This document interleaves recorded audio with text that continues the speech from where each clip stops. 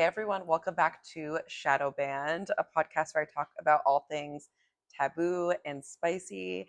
And today we have a lovely special guest, my friend Connie, who is a sex educator, a ghostwriter, and sometimes, but more often than not, a lot of the time, content creator. Um, Welcome. Yes, thank you so much. I'm so happy to be here, especially Woo! with you. Yes. I love you so much. Who would have thought that work would have brought us together? I know. I know we met like almost a year ago. Yeah, from a Um, job that I had that shall not be named. It was very complicated, but I got so many great friends out of it, including you. So, yeah. And yeah, so we were gonna do an episode that was more related to like sex and like porn stuff, but we decided as of last night when we were out, which is why my voice might sound a little rough because I'm a little hungover. That we're gonna talk actually about like content creation and like mental health and just like trying to be like more authentic online and like how it's just hard to be a content creator. It's no, hard to it's super difficult. consistently post all the time and put yourself out there and like not be performative, but you have to be performative because all Yeah. social media is performative. Yeah, no, it's been super difficult. I've loved my Instagram account. I started for fun back in January, literally Which just to like blew vlog. up blew up Yeah, immediately. and it took a little bit of a minute because like at first I wanted to blog about or vlog about my dating experiences. Like I was going on dates all the time. I'm not right now because I'm depressed. But Woo! my roommates would ask me, especially when I would come home, like, girl, how do you have the energy to be going out on all of these dates? I'm like multiple dates a No, week. because like Some, I cannot do that. yeah, Like I feel like I like dating for me is so tiring. Like it's not yes, that it is exciting to me because I'm just exhausting. like I'm too like antisocial maybe. Where if like you have a good Yeah, energy for dating and like it's yeah. fun for you. It's not as fun for me, I feel. Yeah, I think for me it was just especially first dates that are good. I've had plenty of bad first dates where it's like you walk in, you start talking, it's just like, yeah, so this is going And like nowhere. And now you're just plotting you your know escape. immediately. Yeah, yeah. Yeah. And now you're just plotting your escape. And sometimes I'm just like, you know what? I'm feeling a little bit tired. Gotta hit the hay. But for the Yeah. ones that are good, there's always, and this is what I was like telling my roommates, there's always about like 2.5 seconds where I can like imagine or pretend that you're the one. Like, and there's just this moment on a good date where you feel like, or at least for me, I'll just be thinking about all of the endless possibilities of like where this relationship could go, what it could turn Oh, into. I already planned the Not, wedding. yeah, and When I'm it's vibing, not we're married literally, already. and it's like for me, it's not that I'm like putting expectations on it, but it's just like, oh wow, so much generative um, attractive, pleasurable, and connective possibilities for this new person that I've met that I didn't know up until this point. And I think that was the part for me that was really exciting. And then obviously, like, as a lover girl who also likes to fuck around and like likes kink and all of that, I think it's hard because there's so many dates where it's like, oh, you like the person but it's unrequited, or like they're not really interested in putting in the same kind of effort. So it's like you got to take the punches where I roll with the punches, just generally hmm speaking.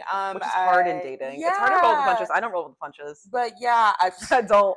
I don't do it. I know. I mean, I'm not saying that I'm always good at it. Like, I literally just ended like no contact with this guy that I was literally like not even seeing is the craziest part of it for like the better part of it, like over a year. It's just like boggles my mind, and we weren't even like sleeping with each other for like over half of that. But it was too much. So my point being is like it's not that I always have the healthiest habits around dating, but the whole point of me creating the Instagram account was just to be a bit more reflective of like what's happening on my dates, what's going well, what's not going well, who are the types of people that I find myself getting along with more than others, and just to be a bit more in tune with like why I'm dating, how I'm dating, and being a bit more reflective on like what works for me and what doesn't. hmm And so that's what the whole Instagram was about, and it was just like a cute little experiment for my friends, and they were loving it. But then I was just like, okay, well, what if I talked about other things? And like, if I'm going to do this, then I want to do it well. And so I started looking more into, okay, well, how does the algorithm work? And like,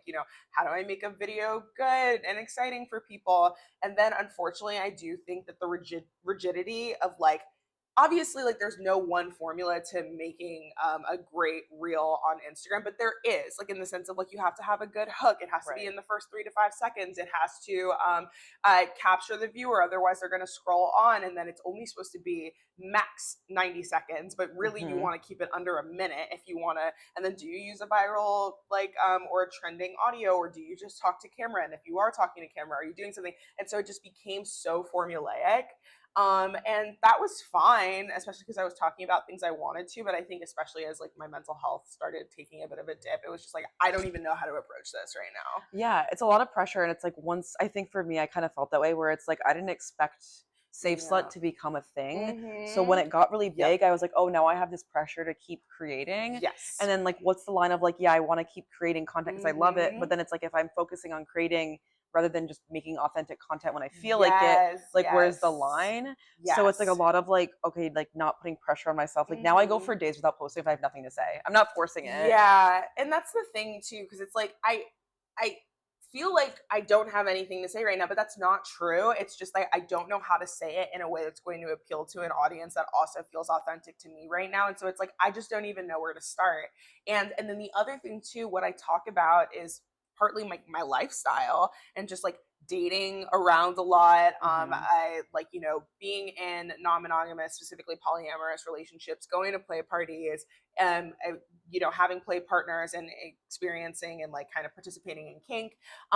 And since I've been in a depressive episode, I haven't been doing any of those things. So it's like I don't even know how to come on here and talk to you guys about this shit that I'm not Because like doing I'm not right even now doing it. because like I'm not Yeah. like okay right now. Like I'm okay, but it's just like my mental is really taxed, and it's hard to when you're kind of operating from like an emotional deficit.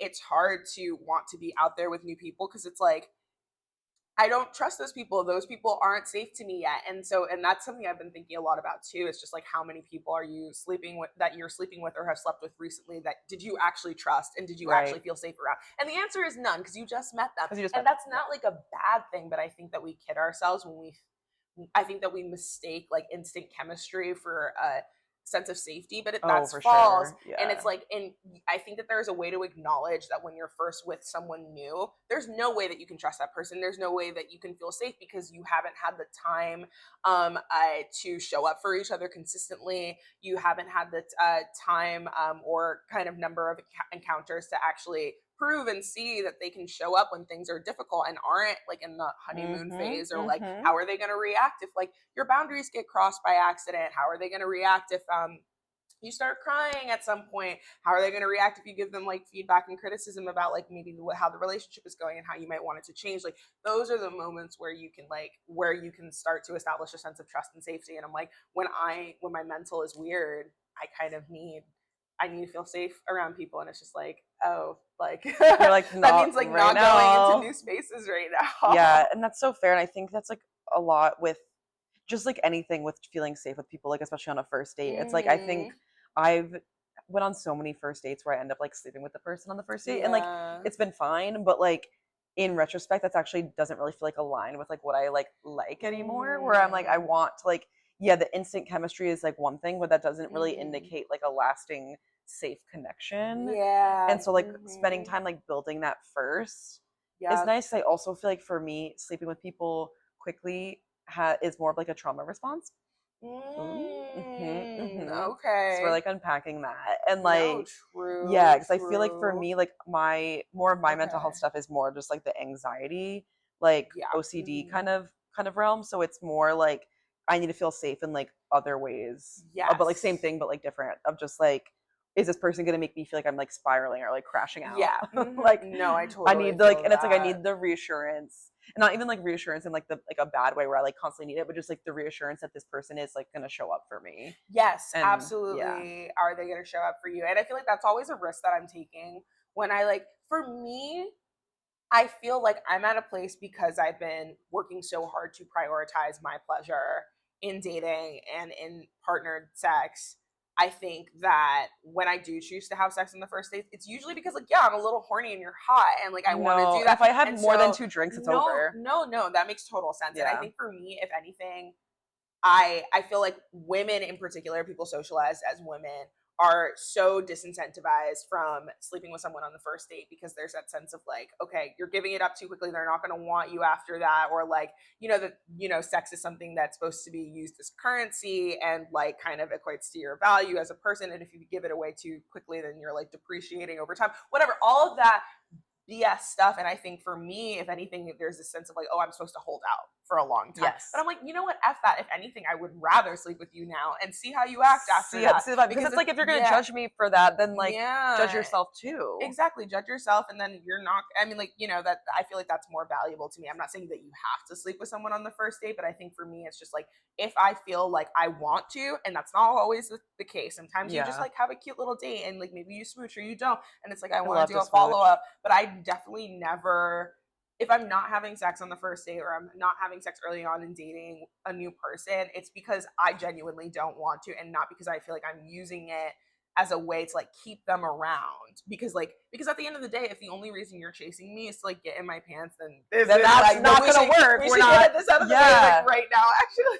No, that's so real. And I think for me growing up, like I always was told like make people wait, Yeah. And that always like didn't like compute for me, because I'm just like, well, if they like me, like it wouldn't matter. Like I've always thought that like it would not cares, and like if I want to do it, then like whatever. And I actually went on a date a few years ago. It was more like when I first moved here, and on a date with this guy, we were like vibing. We were at Duff's like punk bar. Ooh. And whenever I go to Duff's, I always get fingered in the back for some reason. I'm screaming. That's so Every crazy. time I've been there, it's, you know what? Maybe I need to go there. Let's go they would there. have to wash their hands first, though. Yeah, I will say that good 75% of all of my yeast infections have definitely come from people like not making somebody wash their hands thoroughly before they finger me, which is crazy that would even be a question, because like go wash your hands. Wash your hands. Whatever. I have to like remind people. I was like, yeah, so to the bathroom with you. Yeah. Be gone. Yeah, be gone. Let's do this. So I was like on a date with this guy. We were like making out at the bar, and then he was like, "Do you want to come back to my place?" And I went, "Yeah, but I'm not gonna sleep with you. But like I'm down to just like make out and stuff." Yeah. And he goes, "Oh, don't worry. Like if you did sleep with me, I would have judged you." And I went, "You asked me to come home with you because you were like, I want to have sex with you." And I remember I just felt this like knot in my stomach, and I was like, "Oof, I don't like that." Yeah. But that was still when I had a hard time being like, "We're done here." Yeah. So I like went back to theirs, and like we didn't have sex, but like I think we did other stuff more than making out. I kind of forget. Yeah. But I like disclosed that I had herpes, and like I think they were like, "This girl's nuts." I think he was like, "This is too much." Oh. Yeah, and so then he ghosted me. But I'm just like, I think regardless, he was shitty. Like someone who's gonna be like, "I would have judged you," like that's shitty. That's like, you also wanted to have sex with me, so yeah. Ew. I know. Oh my god. So dating is hard and weird, and I kind of don't love it. Like I know, so your Instagram is the first date diary, so I feel like for me it's hard. Like I'm not on dating apps, so I don't go like I personally don't like. It would be easy to go on a lot of dates if I was on dating apps, right? Yes. Is that I mean, okay. Well, I have complicated feelings about this. So like yes and no. I think that if you are someone who's looking to date and wants to go on a lot of dates and you are on dating apps, I think it is possible to go on more frequent dates. And I cannot say confirm nor deny entirely right now whether or not the reason that I haven't like obviously I know I'm not going on dates right now because like I'm feeling depressed, but I'm also still like kind of swiping through the apps, which I've been like kind of reflecting on, like I probably shouldn't be doing that. But my point being that I feel like I haven't really seen anybody that's even caught my eye or like seems worth going on a date with. That's also why I don't have dating apps. I feel like I would theoretically argue that recently, within like the last year or so, I just feel like the quality of people that are, and this is not like a value judgment on who they are as a person, I just mean like the quality of presentation and effort put into like creating a profile and like responding thoughtfully to people. I mean, it's always been bad, but I feel like recently I'm like, there's just not when even I see anything. People's prompts like that, like for social media, I'm just like, God. Oh my gosh. Yeah. It's like, and it kind of has also made me reflect a little bit more on like, how was I not being discerning enough before when it came to like picking and choosing who I wanted to go on a date with? It just felt, I don't know, interesting to me because I'm like, okay, what I'm seeing right now is not giving enough for me to even entertain the idea of like taking time out of my day to go see this person. Yeah. So I do think that also like being excited about dating is also being very chill with risk and just being like, okay, I'm gonna go hang out with this person, and if it works, it works, and if it doesn't, it doesn't, and then it's just like another thing that you like And that do in shouldn't your be how life. we look Yeah, at dating anyways. It shouldn't be like, I'm going on to this first date so that I can be into a relationship and get married. yeah, Like, it should be like, literally. I'm getting to know someone and I'm just Yes, getting to know someone, I agree. you know? And it's like I do think like it's really important for people who know that like they do want like long-term partnerships to understand that and to be honest and open about that, but also with like the looseness that this may not be that person for me, Yeah. and like and being able to like cut it off, like maybe when you come to the realization that this is definitely not going anywhere, and being able to get out of those things early rather than let them drag on. Yeah. It's But hard not yeah, to. but I It's hard not agree, like to. you know, Yeah. just kind of being in there with an open mind is like the best thing that you can do. Mhm. Mhm. But yeah, I don't know, I guess like in the same way that I just don't know how to present myself to a person right now in terms of dating in the same way I feel like I don't know how to present myself to the internet right now. Yeah.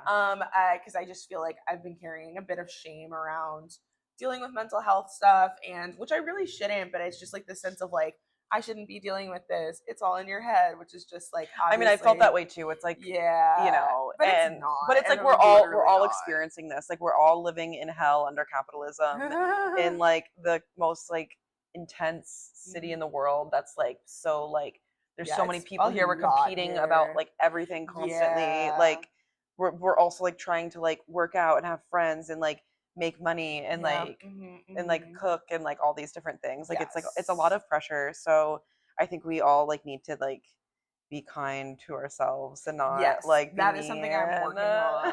That is something I'm Me working on. Like, too. you know, giving myself more affirmations, being more comfortable. Like, I accept myself where I'm at right now. I Yeah. accept like who I am at this moment, and that it's all beautiful and okay. And I don't need to pressure myself into getting to that next place because I know that that will come. It's like this is not my first depressive episode. This is not my first This is not your first rodeo. This rodeo. is just my first Yeah. time experiencing it while being a content Content creator. creator. Yeah. And it's really hard. And so, like, honestly, my heart is out there to every content creator that deals with different kinds of like mental health stuff, whether that's depression, anxiety, I like borderline personality disorders, all sorts of things, because it's Hard really because it hard to amplifies being manage. people Yeah. like perceiving you constantly like amplifies the anxiety and stuff sometimes because I'm just like, if I like say one thing and people will be like, you're a piece of shit because you said this and you didn't say that, and Yep. like, or like, you're That's the being other thing not too. inclusive because of this, and Hmm. you're like, well, we like, the infighting has got to Yes. stop because like we're not, no, Yes.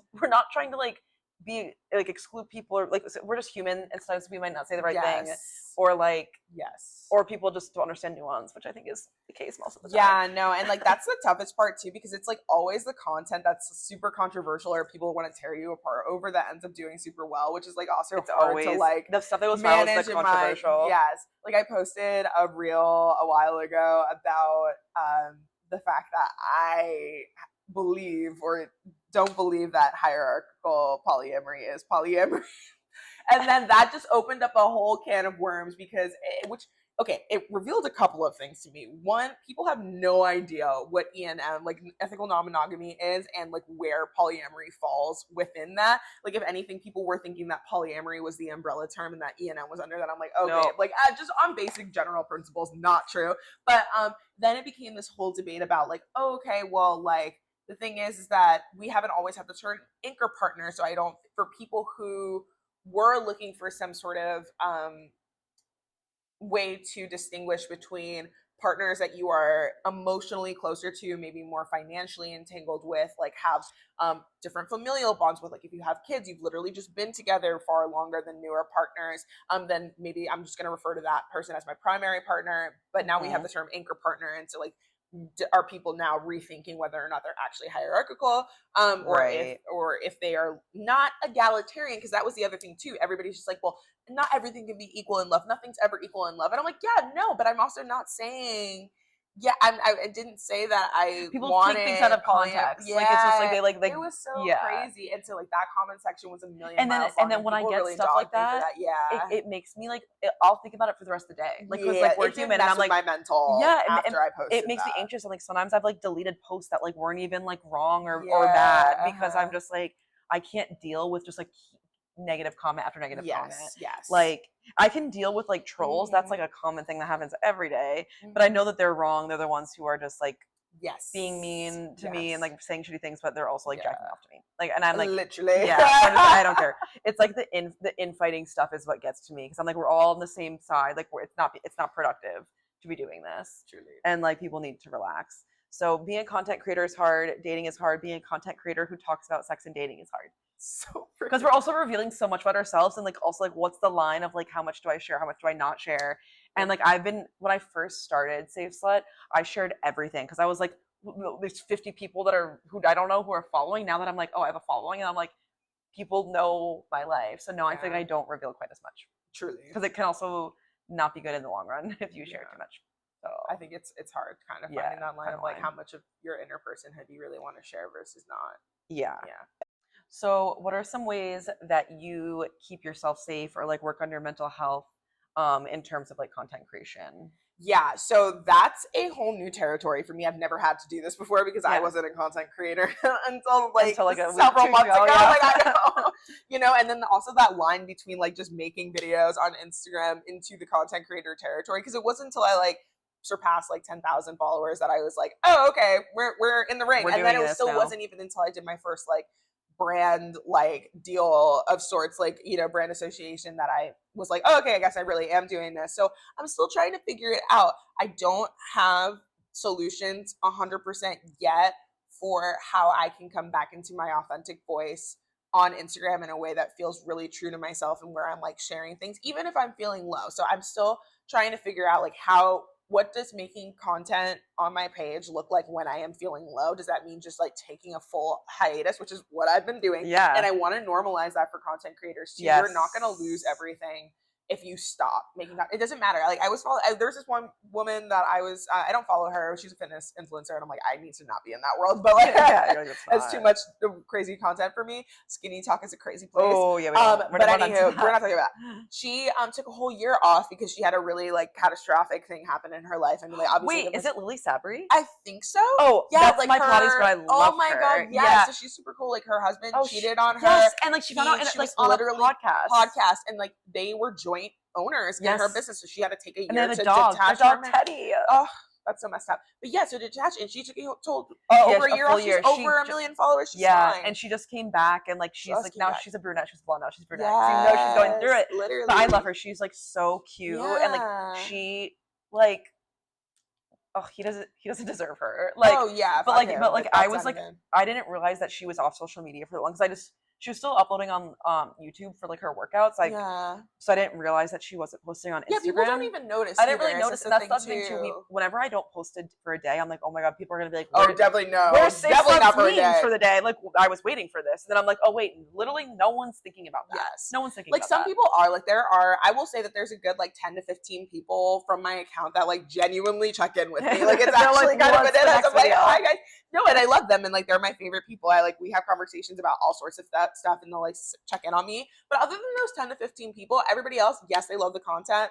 It's okay that you're not there. So I would say like taking a break when you need one. It doesn't matter how long it is. Don't be afraid of like worrying about if you're going to lose things. Also, being able to tell your brand partners, if you had contracts that were currently standing, hey, like, can we renegotiate this deadline? I didn't even know I could do that. Somebody just gave me an extension on my deadline. Well, that's the thing. It's like we're not like told how to act as a content creator. Like, I didn't know what to charge for things for like brand collabs, like how to like what like if they get like full rights to things. Like, I didn't know what any of that stuff meant. Yeah. So it's just like teaching yourself and like asking around and like realizing that like this is your job, and it's also like you're your own boss. So it's like you have to like factor in breaks, because I wasn't doing that and I burned out so hard. Yes. Or to the point where at one point like Safe Slut was not fun.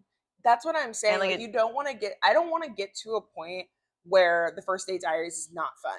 And I feel like if I was forcing myself to continue making content in this place that I'm in right now, I would hate it. Exactly. Yeah. And I don't ever want to hate it, because I know that this is something I deeply care about. So I think the third thing too is like just spending time with like other creators if you can. And like I know that we've been talking about just wanting to chat more, but like I think it can feel really lonely. It can feel really siloed doing this, because you're a team of one. No Yeah. one else is doing it. And Yeah. there's just this sense of like, I got to do it on my own. I got to do it on my own. But the more conversations you're having, the more that you can be out, like the better it'll be. And I think that Mhm. that's what I'm trying to get back to, is like living my life again, in the same way that Yeah. journalists and people who are like online writers, whether that's like essayists, columnists, whatever, like you have to be outside living your life to write good content. Yeah, And I exactly. think that the same goes for Instagram content as well. And I feel like I've felt ashamed that I haven't been living my life lately, which I needed a break, and that's okay. I mean, like I'm still working every day, like whatever, but I Yeah, you it's like know you focus so much on yeah, on creating like your brand that you forget that like you also have to live it yes, go too. live it. And so I think like I think that's been the biggest rupture, and like the biggest difficulty is like not living the thing that I'm trying to do. Yeah. But I think like yeah, surrounding yourself with good people, affirming yourself, um journaling more. I think that that's something I've been trying to come home to, is Mhm. journaling more, because that's all content is. It's just like being able to kind of articulate those things and get in better touch with that inner voice in your head, even if it is mean, like, and being able to talk to it enough to like get it to be nicer, and like also just to Yeah, like because be like, what is really you going gotta on get to here? the root of it of like why it's Yes. that's happening. So Yeah. you gotta investigate her a little bit. Yeah. And yeah, like kind of just like living is the biggest thing, like taking a break. Cause like ideas start flowing to me when I'm like I take a break and I like go out and I'm like coming back on like the subway and I'm like, wait, I had this really good idea for like a content piece. And I'll be like lit at 3 a.m. and like typing. That's what I did yesterday. Yes. That's what I did yesterday Yes. on the owl when I Yeah. was waiting 20 minutes for it to come at 3 a.m. Yeah. So there's that, and like I feel like another thing too is people don't realize with content creators, like we don't just like make money randomly. Like if you have a lot of followers, you're not rich. Oh, hell no. No, a lot of like big creators like don't have a lot of money. Like Yeah, and people then assume this is you'd my be full time job. surprised. It's Yeah, not. and a Like lot of micro influencers are making a lot more than you think. It's okay if yeah, you haven't. People who have agencies are the people who are most yeah. Well, consistently making but it's like better money. it's hard. It's like I know ways that Yeah. I could be making a lot of money, but then I would be selling out to my community. So it's like I'm Mm. doing brand collabs with people who are aligned. I'm not just doing it with whoever like Yeah, asks of or course, absolutely. constantly making posts that are just brand collabs because Yeah. it's like I don't want to just constantly Oh be yeah, no, no, selling. no. That's Like not of that's just interest. not Yeah. the And vibe. people get tired of that. They don't want to. I think that's the other thing too. Like people want to be connecting right now. They don't want to be They don't be sold sold stuff. to. Like and I get Yeah. it. Like whenever I see people trying to sell shit, I'm like, no, no, Yeah. no. Like the only thing that I'm like would be nice is if everybody who's watching this subscribes to my Patreon because it's literally $10 a month That at the minimum, and part. you get so fucking much, That and it would support me part. that I could do this full time. Yeah, go subscribe. Without having What are anxiety you about money doing? all the time. So Yeah. please. You should Thank do you. that. You should do that. So yeah, so there's content creation's a lot, dating's a lot. Yeah. But we're two hot girls who are gonna figure it out. Yeah, we're totally figuring it out. It's all gonna be fine. And then where can people find you on the internet? Yes, you can find me on Instagram at The First Date Diaries, and then you can also find me on Substack, for free or for paid, up to you.